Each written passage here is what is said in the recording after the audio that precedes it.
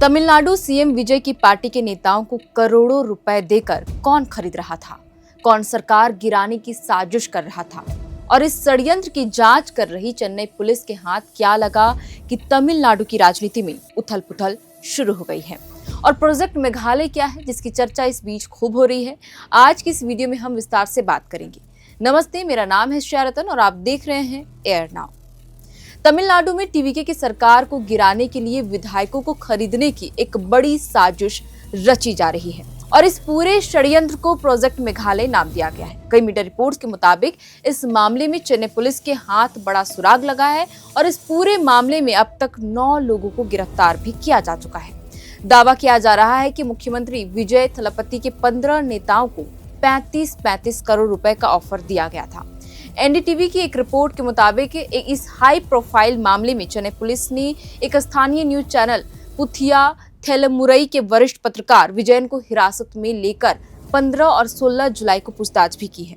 Police ने पत्रकार का मोबाइल फोन जब्त कर लिया और उसे फॉरेंसिक जांच के लिए भेज दिया गया है, क्योंकि पुलिस को थिरुनावुकरावरासु और रिपोर्टर विजयन के बीच आपस में बातचीत के सबूत मिले हैं। अब पुलिस यह पता लगाने की कोशिश कर रही है कि पत्रकार भी इस बड़ी साजिश में शामिल था या नहीं। बहरहाल अब यहाँ ये भी सवाल उठना लाजमी है कि इस पूरे मामले में पत्रकार को क्यों हिरासत में लिया गया और पुलिस तक ये बात पहुंची कैसे। दरअसल इस पूरे मामले की शिकायत उथंगराई से टीवी के विधायक एन एलैया राजा ने दर्ज कराई थी। विधायक ने आरोप लगाया था कि यूट्यूबर थिरुनावुकरासु और कुछ अन्य लोगों ने जो ओपिनियन पोलिंग ग्रुप IDPS चलाते हैं, उन्हें विधानसभा में पार्टी विहिप के खिलाफ वोट करने के लिए 35 करोड़ रुपए की पेशकश की थी, यानी कि उन्हें रिश्वत देने की बात कह रहे थे।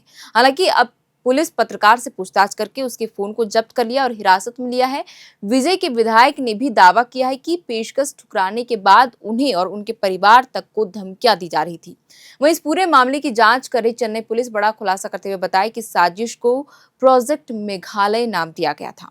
इस प्रोजेक्ट के जरिए ही मुख्यमंत्री विजय थलापति के नेतृत्व वाली सरकार को गिराने के लिए लगभग 15 टीवी के विधायकों से संपर्क करके उन्हें रिश्वत देने की पेशकश की जानी थी। रिपोर्ट्स के अनुसार पुलिस ने इस साजिश के तार कुछ डीएमके नेताओं से भी जोड़ा है। हालांकि डीएमके ने इन सभी आरोपों को सिरे से नकार दिया है। डीएमके का आरोप है कि टीवी की सरकार सिर्फ राजनीतिक फायदा लेने के लिए उनके खिलाफ झूठे और मनगढ़ंत दावे कर रही है। लेकिन इस बीच ये भी खबर सामने आ रही है कि इस मामले में पुलिस ने 9 लोगों को गिरफ्तार किया है और डीएमके के पूर्व मंत्री सेंथिल बालाजी और उनके भाई अशोक को भी पूछताछ के लिए समन जारी कर दिया गया है पुलिस के द्वारा। चेन्नई पुलिस द्वारा पत्रकार को गिरफ्तारी को लेकर प्रेस क्लब ने पुलिस कार्रवाई की आलोचना करते हुए प्रेस की आजादी को दबाने की कोशिश बताया है। क्लब ने कहा कि 15 जुलाई की देर रात तक विजयन से पूछताछ की गई, लेकिन सही प्रक्रिया का पालन किए बिना उनका फोन जब्त कर लिया गया और अगले दिन फिर से पूछताछ के लिए बुला लिया गया। जबकि पुलिस का कहना है कि जांच में कानूनी प्रक्रियाओं का पूरी तरह से पालन किया जा रहा है। बता दें कि ये कोई पहली दफा नहीं है जब विजय की सरकार गिराने की चर्चा आई हो।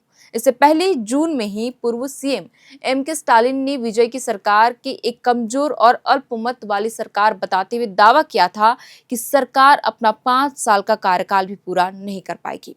उन्होंने इस दौरान ये दावा किया था कि सरकार केवल उन लोगों के समर्थन से चल रही है जिन्हें असल में डीएमके की सरकार बनाने के लिए वोट दिया गया था। यह केवल कुछ ऐसी पार्टियों के राजनीतिक तालमेल और समर्थन की वजह से हो रहा है जो हाल तक हमारे प्रगतिशील गठबंधन का हिस्सा थी। तमिलनाडु में सरकार बने अभी महज 3 महीने ही हुए हैं, लेकिन इस दौरान सरकार गिराने की कई बार चर्चाएं होती रही और होती रही है।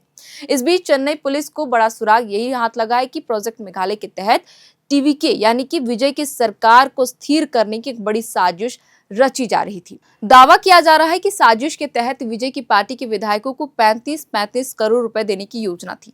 इस पूरे मामले की जांच करी पुलिस ने अब तक 9 लोगों को गिरफ्तार कर लिया है, जैसे कि मैंने शुरुआत में ही बताया। वहीं सत्तारूढ़ दल के साथ विपक्ष में हो रही डीएमके के कुछ नेताओं को भी पूछताछ के लिए पुलिस ने समन भेजा है। इस बड़े खुलासे के बाद हालांकि टीवीके के नेताओं की ओर से कोई भी आधिकारिक बयान सामने नहीं आए, लेकिन डीएमके के नेताओं ने इन सभी आरोपों को सिरे से खारिज कर दिया, क्योंकि इस षड्यंत्र में कई डीएमके के पूर्व मंत्री और नेताओं का नाम सामने आया। खैर, अब देखना दिलचस्प होगा कि पुलिस की आगे की कार्रवाई में क्या कुछ पता चलता है। डीएमके नेताओं से जब पूछताछ की जाएगी तो क्या कुछ खुलासे होते हैं। इस पूरे मामले के सामने आने के बाद आप क्या सोचते हैं, क्या वाकई टीवीके की सरकार गिर जाएगी। और जिस तरीके से एम.के. स्टालिन जो पूर्व मुख्यमंत्री है तमिलनाडु के, वो दावा करते हैं, आते हैं और कर ही रहे हैं कि यही सरकार 5 साल का कार्यकाल भी पूरा नहीं कर पाएगी। खैर, आप क्या सोचते हैं? आपकी क्या कुछ प्रतिक्रिया है? आप हमें कमेंट बॉक्स पर अपनी राय लिखकर जरूर बताएं। आप देख रहे थे नाउ, मेरा नाम है शरतन, कैमरे के पीछे मौजूद है हमारे सहयोगी अभिषेक। बहुत बहुत शुक्रिया। FRP pressure vessels are made using fiber reinforced plastic, a powerful combination of high strength glass fibers and corrosion resistant resin. At Duraplast, we manufacture these vessels using advanced filament winding technology. Layer by layer, resin coated glass fibers are precisely wound over a rotating mold, creating a structure that is lightweight, high strength, and built to handle pressure. The result? Superior corrosion resistance, longer lifespan, lower maintenance costs for industries that demand performance without compromise. For customized FRP pressure vessel solutions,